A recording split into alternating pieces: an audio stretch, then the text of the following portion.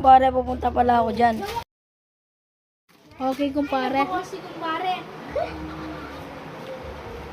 Tama ko nga pala si Matthew, pare. Puntahan nga siya. Kaya ni Riley. Ay, dun po. Tara, sabay. Okay. Ay, nandito po. Tara, alis na ako. Kumpare! Sino kaya yung kumakatok ngayon? Baka si kumpare na yon.